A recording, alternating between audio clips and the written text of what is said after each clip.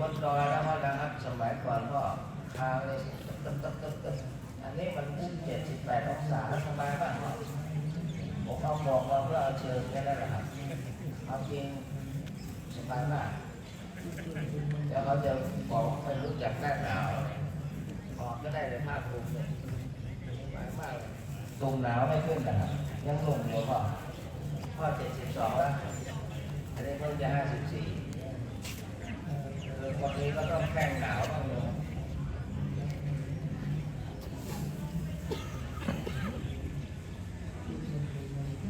กองในการทุกการถามนิวใช่ไหมถามพวกเขาแหละถามนิวว่ามีความพร้อม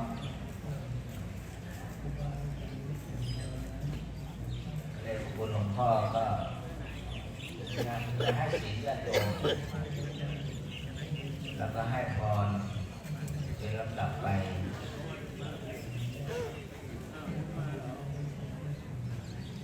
หลวงพ่อสุรพลเกียรติชัยกรเดินเหมือนเลขหกความจริงก็หนังทองเดี๋ยวก็ดังมาแล้วไหมแต่ผู้สูงอายุเราต้องเอาก็หนังทองมคานายกเบอร์1ของวัดหลวงเบอร์2นี่หนังอาวุธเบอร์3คนหนังที่ลงทำต้นสภาวัฒนธรรมครับ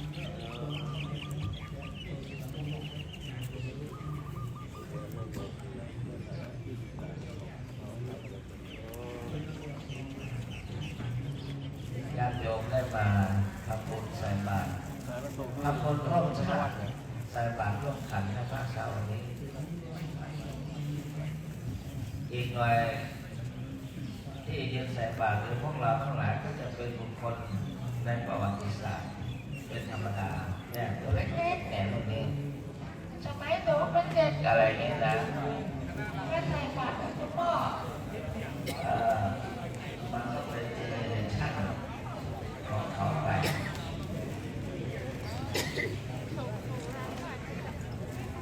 ก็ลงมาแล้วภาษีศิลปจารย์ก็ลงตรงนี้ได้ราชทินนามว่าศิลปจารย์เพราะมีศิลปะเนี่ยช่วยหลวงพ่อฉลองงานหลวงปู่บูชาคุณพระธาตุเนี่ยแต่ตัวลุงพระศรีเนี่ยเป็นผู้ช่วยในระมิตสร้างสรรค์ข้าของคนเป็นผลของงานพระเดชพระคุณหลวงพ่อผู้เป็นเจ้าอาวาสก็ร่วมด้วยช่วยกัน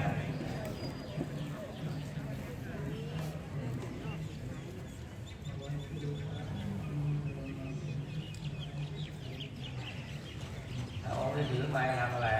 มาช่วยเป็นเบิกจ่ายมีส่วนช่วยอะไรช่วยกันเพราะนั้นอาจารย์เชิญเอาไว้ก็หลังสุดท้ายครับในส่วนเบื้องต้นนะครับ ขอเจริญพรผู้แทนคณะศรัทธาได้จุดธูปเทียนบูชาพระรัตนตรัยที่เบื้องหน้าโต๊ะหมู่บูชานะครับ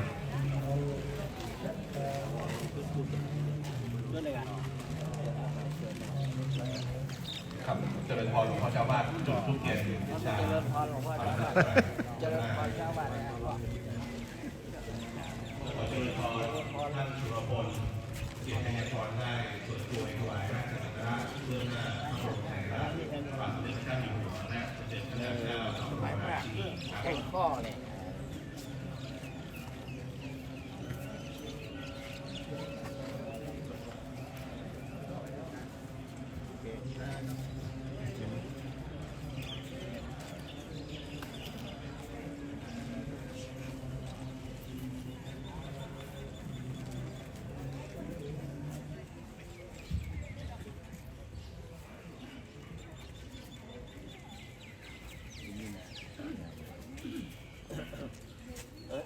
เปิดกล้วยกันเดี๋ยวเพื่อจะเปิดกล้วย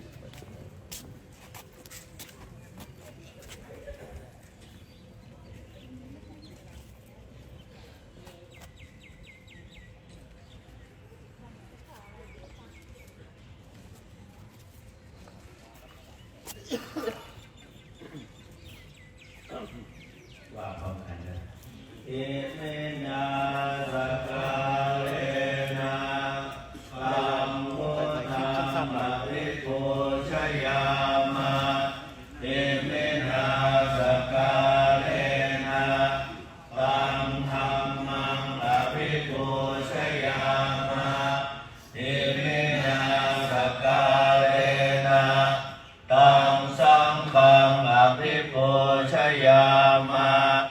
อะระหังสัมมาสัมพุทโธภควาพุทธัง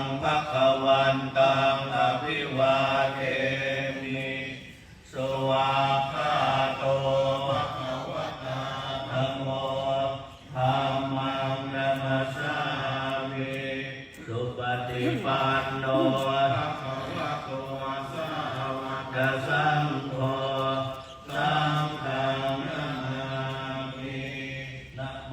ตัสสะภะคะวะโตอะระหะโต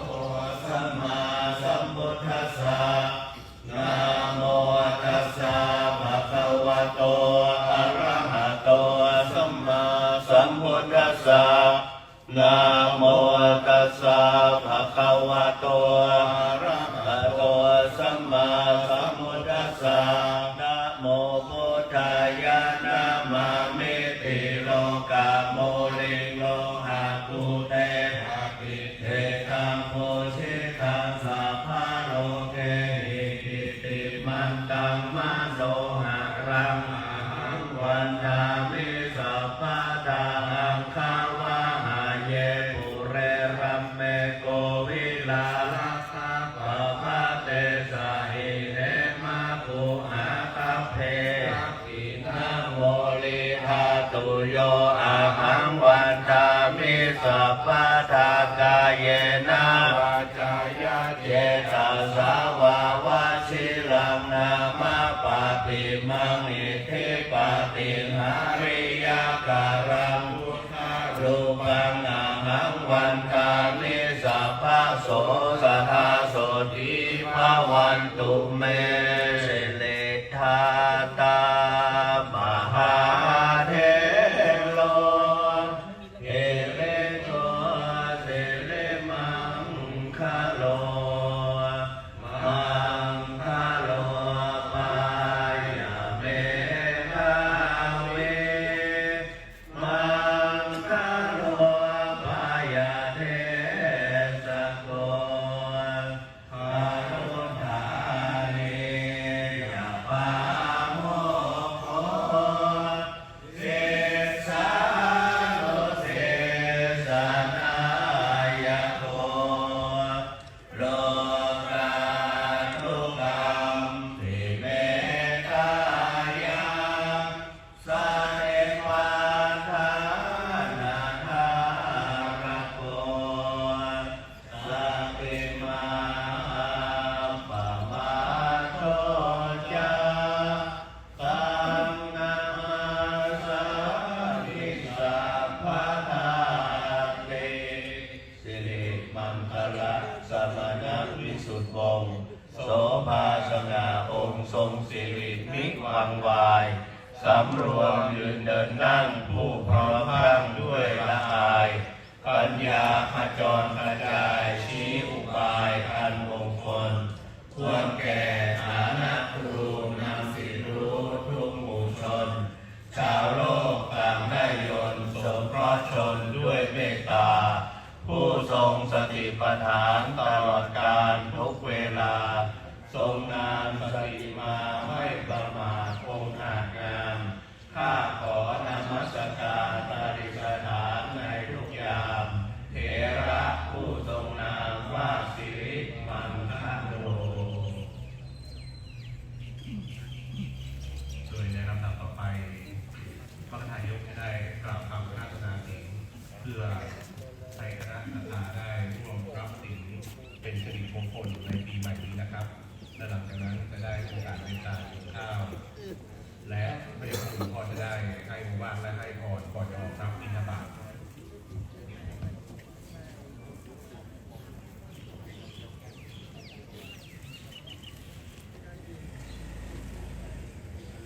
ครับต่อไปขอเชิญทุกท่านตั้งลงมือ หนึ่งประชุมแล้วก็กราบพระเดชพระพักกราบให้กราบสองกราบสามมายาพันเตเตสาระเนนาสาปัญจศีลจามาตุเตยามเตมายาพันเตติสาระเนนาสาปัญจ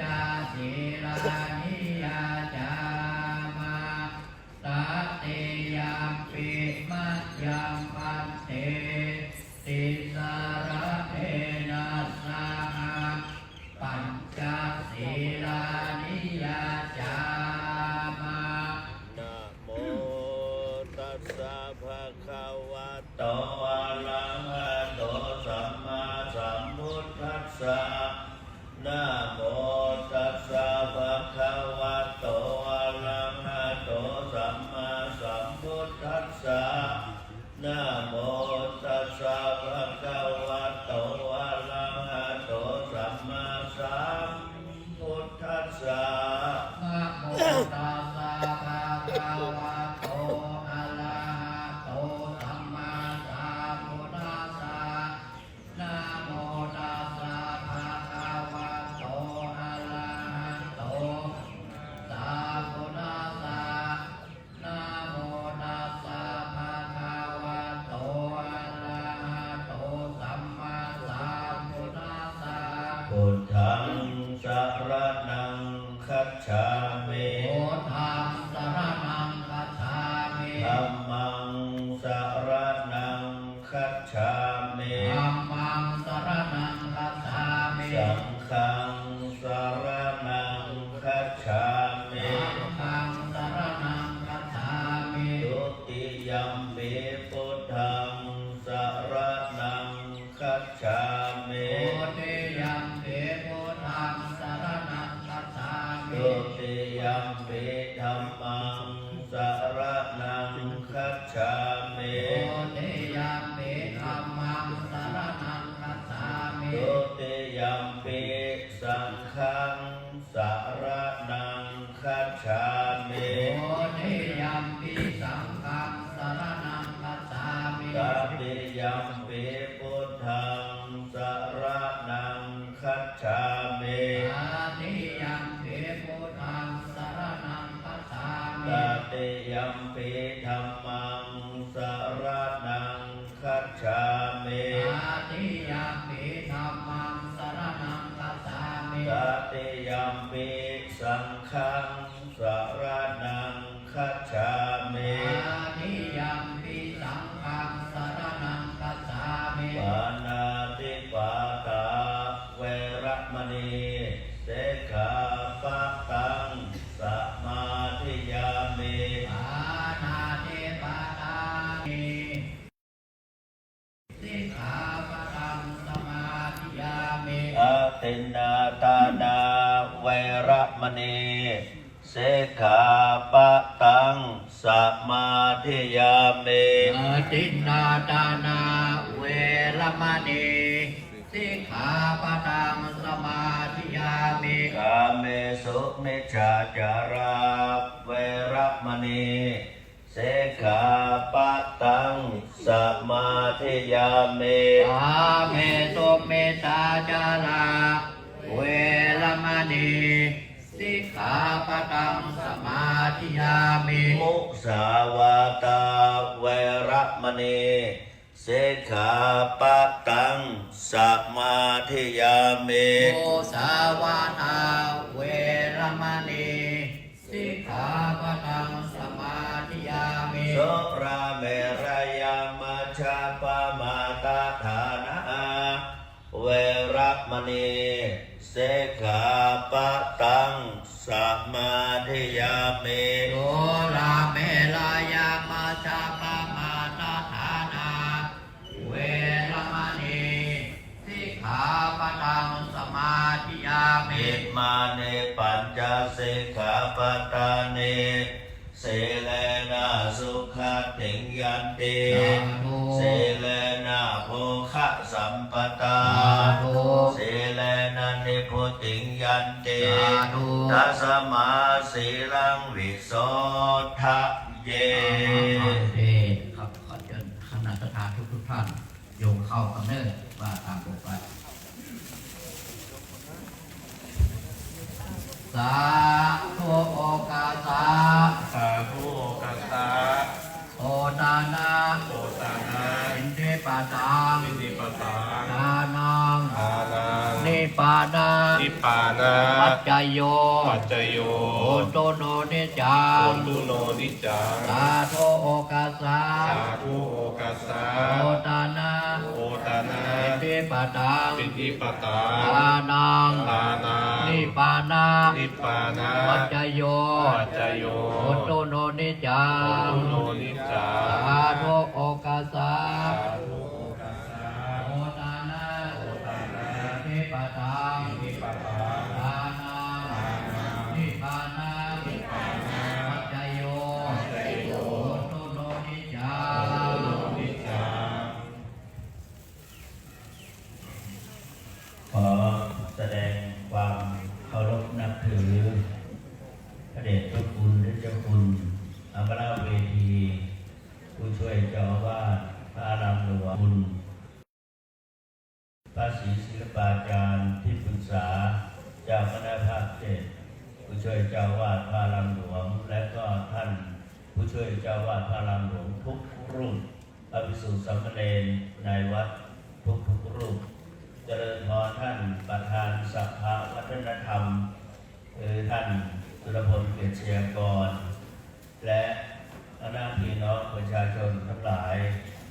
ทุกท่าน วันนี้เธอเจริญพรท่านนายกเทศมนตรีเทศบาลตำบลจอมทองท่านจักรคำวันแดงและก็ท่านผู้มีเกียรติสาธุชนที่เคารพนับถือทุกท่าน วัดพระธาตุศรีจอมทองวรวิหารได้วันนี้เป็นศูนย์รวมแห่งการต้อนรับเมื่อวานนั้นส่งท้ายปีเก่าต้อนรับปีใหม่วันนี้เราต้อนรับปีใหม่จึงทำให้เราท่านทั้งหลายมีจิตใจปีติยินดี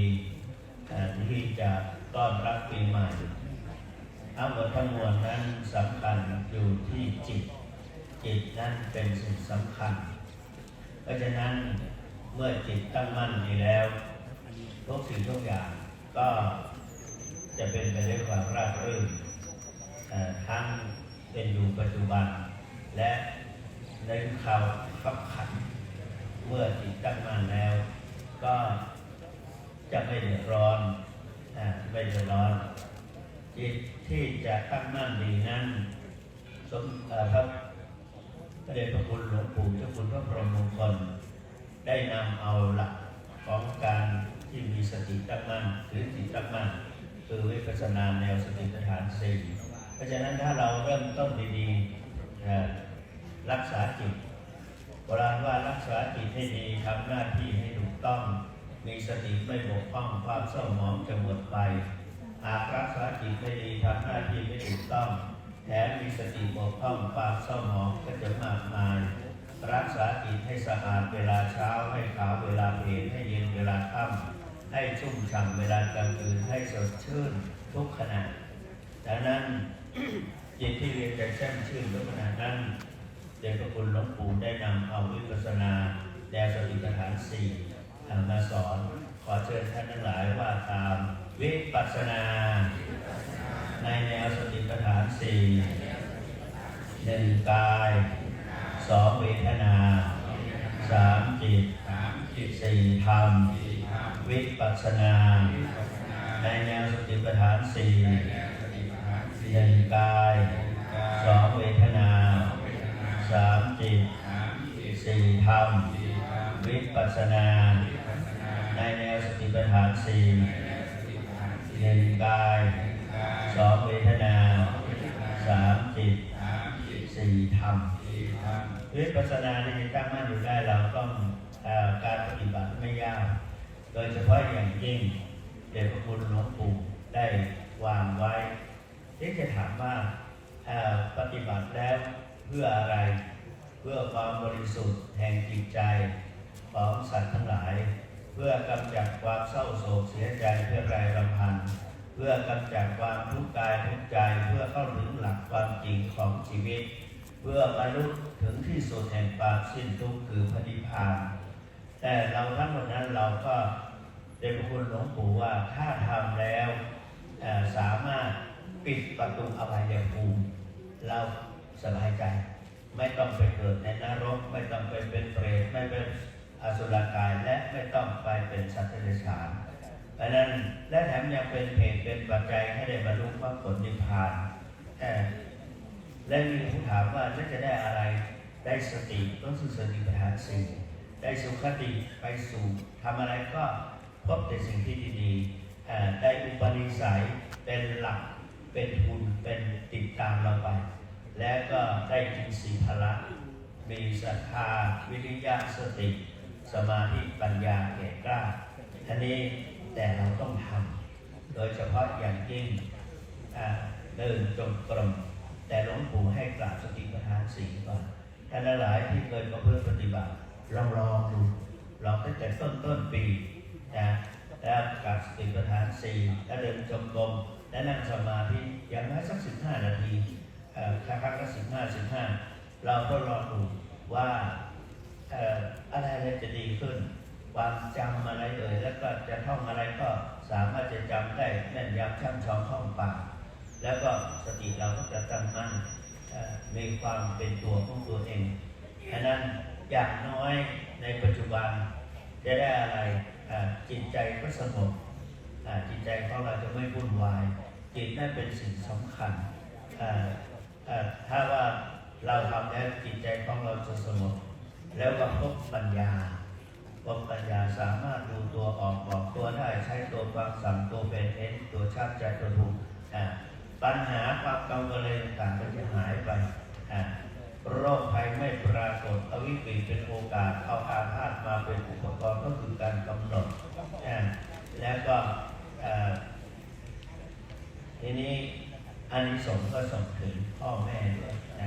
อานิสงส์ส่งมาพ่อแม่แล้วก็เราจิตใจสงบพบปัญญาปัญหาด้วยไปไม่ปรากฏทดแทนคุณพ่อแม่สามารถแผ่บุญกุศลถึงเจ้ากรรมนายเวรไอ้นั้นในปีใหม่นั้นแต่แรกก็คิดว่า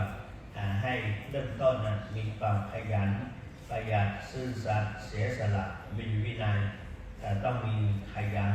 มีความขยันทำอะไรก็ต้องมีขยันไม่ว่าจะศึกษาเราเรียนก็ต้องให้มีความขยันสอนประหยัดเพราะปัจจุบันนี้จะเป็นจะต้องประหยัดอะไรหลายอย่างในวัดพระราชสีจอมทองก็พยายามที่จะชวนกันให้ประหยัดขยันซื่อสัตย์มีความซื่อสัตย์เสียสละต้องในสังคมนี้ต้องมีความเสียสละและก็มีวินัยนั่นเป็นสิ่งสำคัญโดยเฉพาะจะเน้นเรื่องวินัยต้องบอกว่ามีวินัยต้องตั้งใจอยู่ในกฎมีวินัยต้องกำหนดสิ่งทั้งหลายมีวินัยต้องสุภาพไม่หยาบคายมีวินัยต้องทำลายสิ่งเลวทรามมีวินัยต้องรักเรื่องศักดิ์ศรีมีวินัยต้องทำดีคนไม่หยามมีวินัยต้องอุตสาห์พยายามมีวินัยต้องรักงามรักความดีส่งท้ายปีเก่าต้อนรับปีใหม่ในปีใหม่นี้ขอท่านกัลยาณจิตอาราธนาคุณพระศรีรัตนตรัยตลอดถึงกุศลผลบุญหรือว่าผลงานความดีที่เราทั้งหลายได้ตั้งใจประพฤติปฏิบัติคงจงมาปกปักพิทักษ์รักษาคุ้มครองป้องกันปกป้องรักษาเราทั้งหลายทุกท่านให้แคล้วคลาดจากภัยอันตรายภัยพิบัติพบแต่ความสุขสวัสดิ์พิพัฒนมงคลสมบูรณ์ผลดังที่ตนตั้งไว้เหมือนกันทุกท่านทุกประการเถิดต่อไปจะให้พรยะถาวาริวหาปุราปริปุเรนติสาครังเอวะเมวะอิโตทินังเปตานังอุปกปติอิสิตังปฏิตังตุมหังเขปะเมวะสมิชตุสัพเพปุเรนตุสั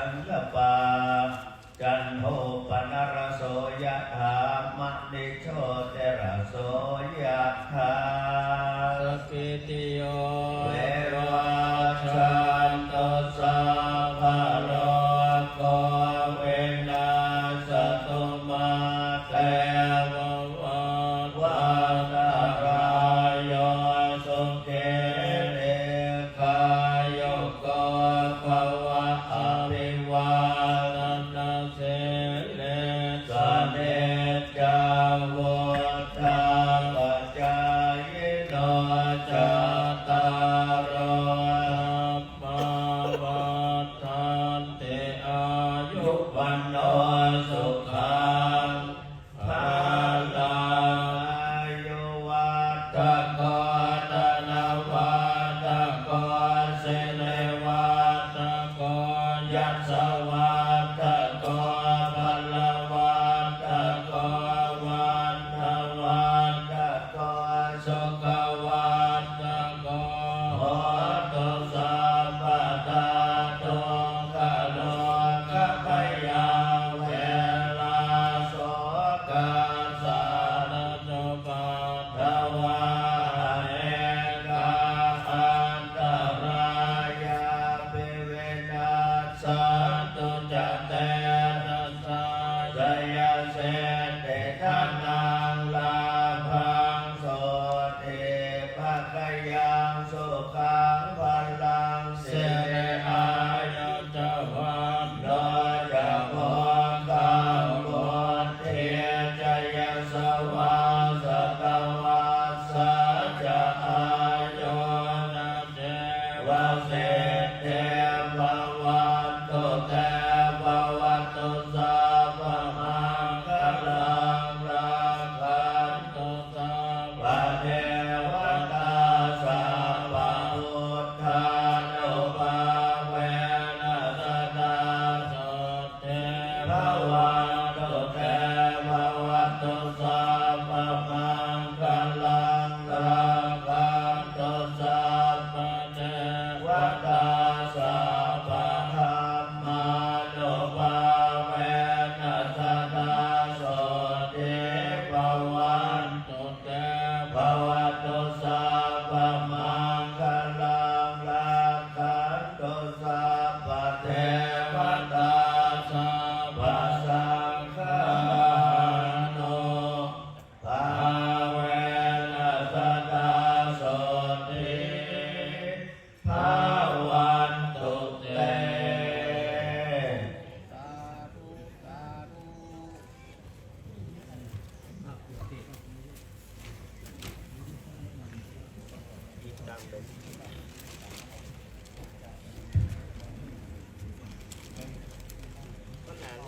เอออีตังอ่ะ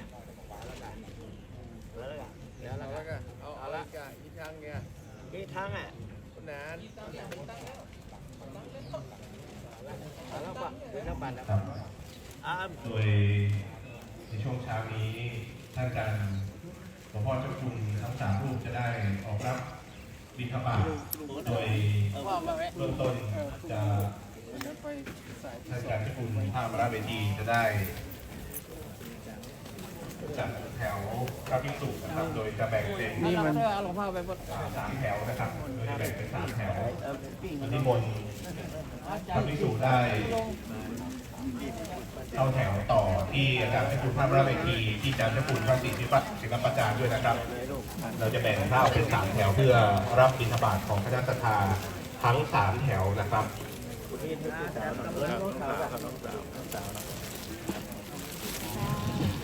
เขาแบ่งส่วนหนึ่งที่ครับ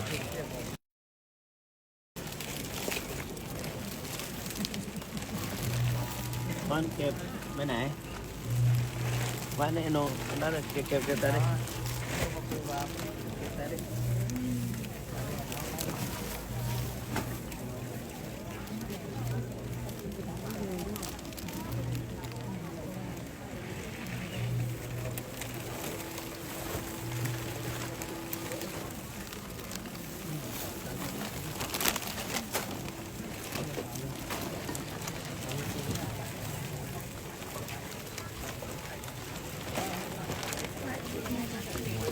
โดยคณะญาติโยมท่านใดนะครับที่อยู่ด้านนอกนะครับ ก็เจริญพรรอสักครู่หนึ่งนะครับพระภิกษุสงฆ์ในพระอารามวัดพระธาตุสีจอมทองจะได้เดินรับบิณฑบาตออกไป โดยแบ่งเป็น3 แถวนะครับ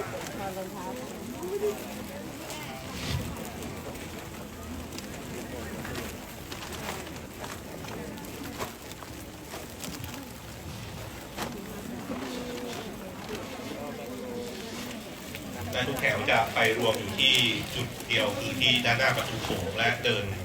ออกไปอย่างด้านนอกนะครับ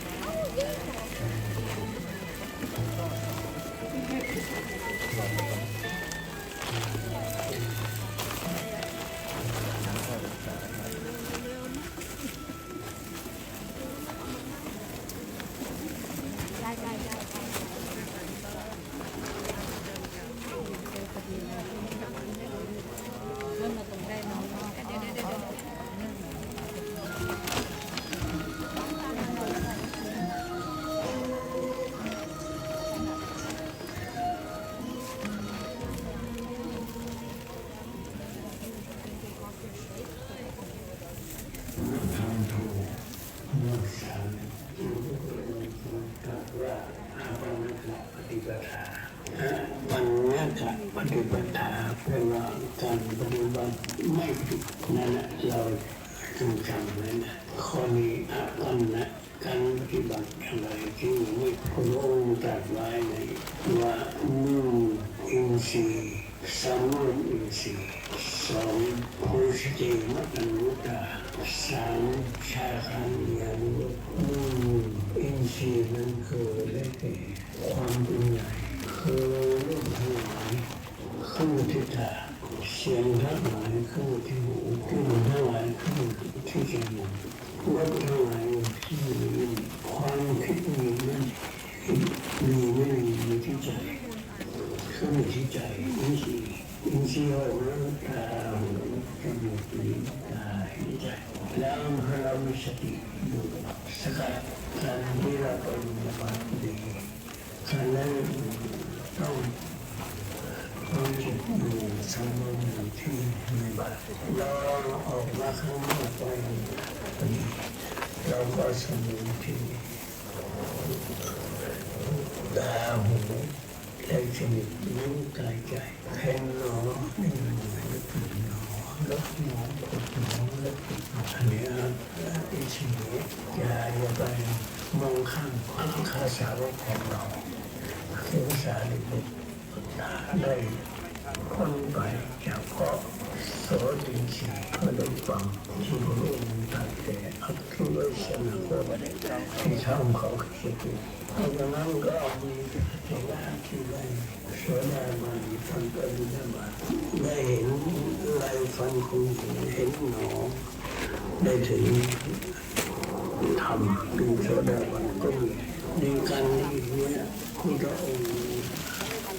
สอนศาสนาว่าอินทรีย์สังโยชน์จะไปพุทธเนวัตมุตตารู้จักการรู้โภชนาจังที่เราปฏิบัติกันนี้นุ่งหน้าบาทสันในบาทสันบนนี้โภชนามันสันนอกจากไม่ผิดเราล่องลอยไม่ได้บนไงว่ากันสามชาคันประกอบความเพียรเรามีความเพียรในวันการสติปัฏฐานนั้นเดินจุนกุมและนั่งสมาธิประกอบมาได้หลายวันดูมาอาจารย์เราว่าในปฏิบัติปฏิบัติ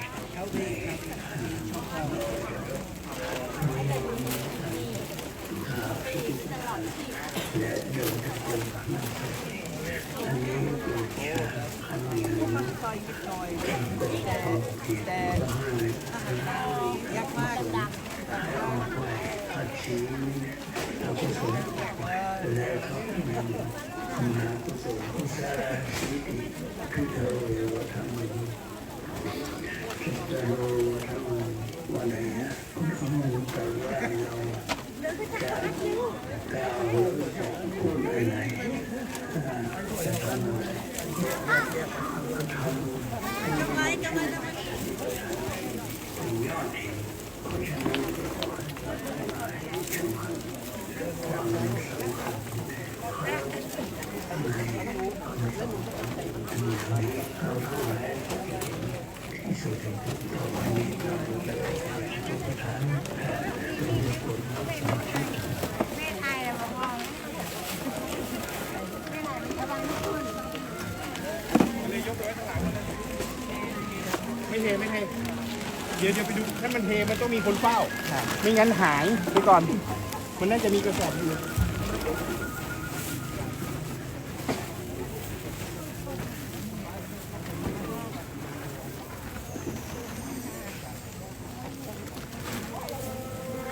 แล้วไม่เวียนมาเลยไปเลยด้วย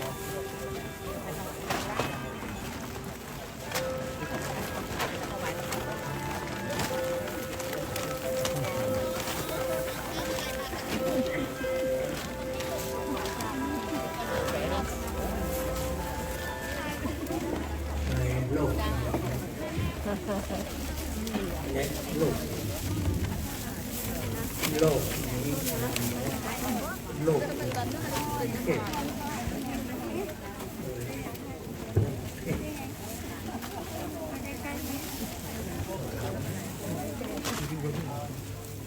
โลกนี้เลยเนาะ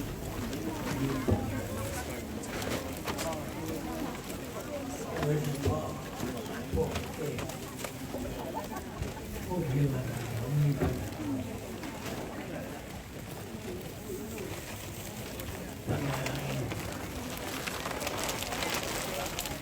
คิดให้12หมู่พวกเทวดานี้ปัญหาของเทวดาคิดทั้ง12เมธีใครจะแก้พวกเทวดาทั้ง